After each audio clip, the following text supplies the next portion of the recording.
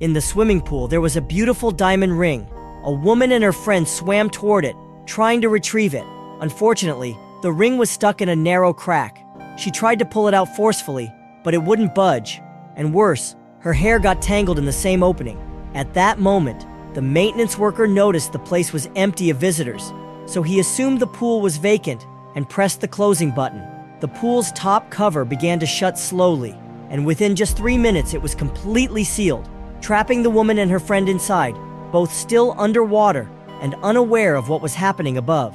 Xiaomei grabbed her friend Ersui's hair and with great effort, finally managed to untangle it. After a struggle, the two surfaced, only to be shocked that the pool had been entirely closed. In a panic, they started pounding on the cover, but the place was deserted and no one heard them.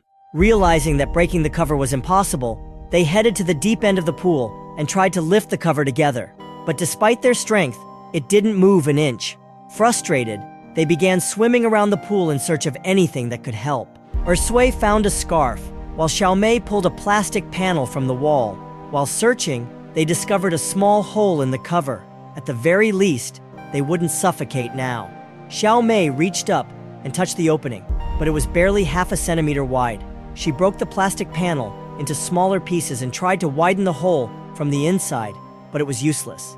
Then she pushed against it forcefully, accidentally scratching her fingers. Suddenly, Xiaomei remembered the drain at the bottom of the pool. Maybe if they could remove the metal grate, they could use it to break through the cover. With a gentle pull, the ring finally came loose. Xiaomei grabbed the metal grate and started pulling it repeatedly, but it barely moved. Meanwhile, Xiaomei's boyfriend kept calling her over and over again, but her phone was outside the pool. Xiaomei couldn't open the drain. Shortly after, the sun began to set, and the sky gradually darkened.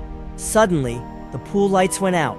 At first, Xiaomei thought it was just an automatic shutdown triggered by sensors, so she didn't pay much attention. Here, we learned that Xiaomei was diabetic and needed daily insulin injections. If she went too long without her dose, she could fall into a coma. As despair began to take hold of them, they heard the sound of a door closing. It turned out that the cleaning lady hadn't left yet. She had heard a phone ringing and came over to check. That's when she noticed a faint light shining from inside the sealed pool, and hope flickered on her face. Immediately, Xiaomei and Ersui began screaming for help, begging the cleaner to get them out. But the cleaner didn't seem to be in any rush. Xiaomei opened her wallet and checked inside. All she had was 100 euros. Then she glanced at her bank card, as if an idea had just struck her. But when she noticed a surveillance camera on the wall, she quietly went back to the office and turned it off. She returned to the edge of the pool and began speaking with them, as if nothing had happened. She asked Xiaomei for her phone's passcode, saying someone had been calling repeatedly. Xiaomei assumed she was going to call for help or contact the police, so she gave her the code without hesitation. The cleaner said, "A handsome young man has been calling you non-stop and sent you some messages." Then she played a voice message from Xiaomei's boyfriend, but still she made no move to open the pool cover or rescue them. It was later revealed that the cleaner had recently been released from prison and didn't have a stable job.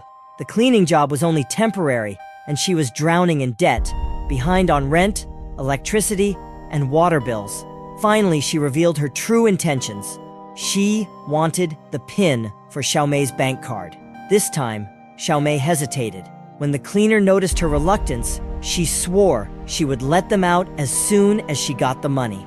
After a brief pause, Xiaomei gave her the PIN. An hour passed before the cleaner finally returned, but not to open the pool. She came back just to check Xiaomei's bank account balance again, and found only 80 yuan, not nearly enough to satisfy her greed. Even when Xiaomei pleaded with her, explaining she was diabetic and urgently needed insulin, the cleaner remained cold and heartless. In a cold, flat voice, the cleaner said, "I don't owe you anything. I'm not your savior." Seeing the cruelty in the woman's eyes, Ersui decided to take matters into her own hands. She looked at the plastic panel still in her possession and began sharpening one of its edges by scraping it against the pool's ceiling until it became as sharp as a blade. Then she approached the small hole and whispered to the cleaner, "I have a secret to tell you, something that will make you a lot of money." Curious, the cleaner leaned in and placed her ear near the narrow opening. But at that moment, Ersui stabbed her directly in the ear with the sharpened plastic. The woman screamed in agony, clutching her ear as blood poured from it. She ran to the restroom, trying to stop the bleeding. Fortunately, she didn't lose her hearing completely, but she could barely make out any sound. Furious, she swore she would never forgive them. She stormed into the control room and slammed her hand down on a button. Suddenly, a thick green gas began to seep from the pipes above the pool. Chlorine gas used to disinfect the water. Within minutes, the air inside the sealed pool turned toxic. The girls began coughing violently, tears streaming from their eyes and their chests burning. In desperation, they swam toward the small hole, struggling to breathe even a wisp of fresh air. They cried out in fear and despair, "Please, let us out!" The cleaner began to realize things were spiraling out of control. She quickly hit the gas shutoff button, but by then, Xiaomei's blood sugar had dropped drastically. She was shaking uncontrollably, her vision blurring. In a painful bid for survival, Xiaomei made a heartbreaking decision. She took off the diamond ring she had risked her life to retrieve and pushed it through the tiny opening. The cleaner's eyes gleamed with greed. As soon as the ring touched her palm, it was as if everything else faded from her mind. Just then, Xiaomei's phone rang again. It was her boyfriend, and he spoke with deep concern. "If you're not home by 5 o'clock, I'm calling the police." Panic spread across the cleaner's face.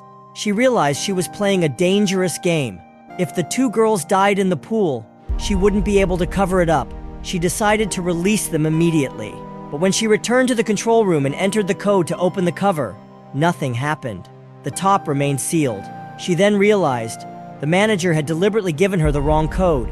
Now she too was trapped, just like the two girls. Xiaomei begged her to call the police, but the cleaner shook her head and replied coldly, "No." After releasing toxic gas into a sealed space and endangering 2 lives, she knew she couldn't just call the authorities and turn herself in. Silently, she pushed her cleaning cart away and left the building without looking back, leaving the 2 girls trapped at the bottom of a nightmare. As time passed, Xiaomei's condition deteriorated rapidly. She began to tremble violently from low blood sugar and soon lost consciousness. Ursue, stronger and more resilient, shook her desperately until Xiaomei slowly began to stir. Through falling tears, Ursue whispered, "If we don't get out soon, you won't make it." With unbreakable resolve, Ursue decided she would save her friend, no matter the cost. She dove to the bottom of the pool and grabbed the metal grid covering the drain. She pulled with everything she had, but the sharp edges tore at her hands and the grate wouldn't budge. After several failed attempts, she remembered the scarf. She swam to Xiaomei and took the scarf that had been tying her hair. Then, diving back down, she tied one end around the grate and held tight to the other. With every last bit of strength, she pulled again and again, until at last, the metal cover broke loose. But when she returned to the surface, her heart nearly stopped. Xiaomei wasn't breathing. Panic surged through her. She immediately began resuscitation, pressing hard on Xiaomei's chest, then breathing into her mouth. Thankfully, Xiaomei suddenly coughed and gasped for air. Ursue didn't waste a second. She grabbed the heavy metal grate and began slamming it against the small opening in the ceiling. Strike after strike, with every ounce of energy and determination she had left. And finally, the ceiling cracked. With one final blow, it shattered, and escape became possible. Summoning the last of her strength, Ursue pushed Xiaomei upward, then climbed out after her. Xiaomei was barely conscious, drifting between coma and awareness. Frantically, Ursue rummaged through her friend's bag until she found the insulin syringe. Without hesitation, she injected it directly into Xiaomei's thigh. Seconds passed like hours. Then finally, Xiaomei slowly opened her eyes. But before either of them could catch their breath, a terrifying sight appeared. The cleaner was standing there, holding a gun in her hand. In a chilling, flat voice, she said, "I wanted you both to die in that pool. Now that you're out, I can't let you go to the police." Ursu slowly backed away, stepping in front of Xiaomei to shield her. She stared straight into the cleaner's eyes and said firmly, "If you kill us, you'll go back to prison, and this time, you won't get out. I promise if you let us go, I won't report you." The cleaner hesitated. Despite her hardened features, fear flickered in her eyes. And finally, She couldn't pull the trigger. Her trembling hand let the gun drop to the floor. Then, she reached out and returned the diamond ring to Xiao Mei. In that moment, Ersoy pulled out her phone and called emergency services.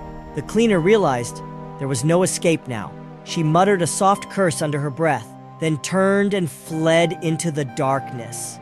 Within minutes, ambulances arrived. Xiao Mei was rushed to the hospital, and just in time, her life was saved, thanks to her friends' courage and their unbreakable will to survive.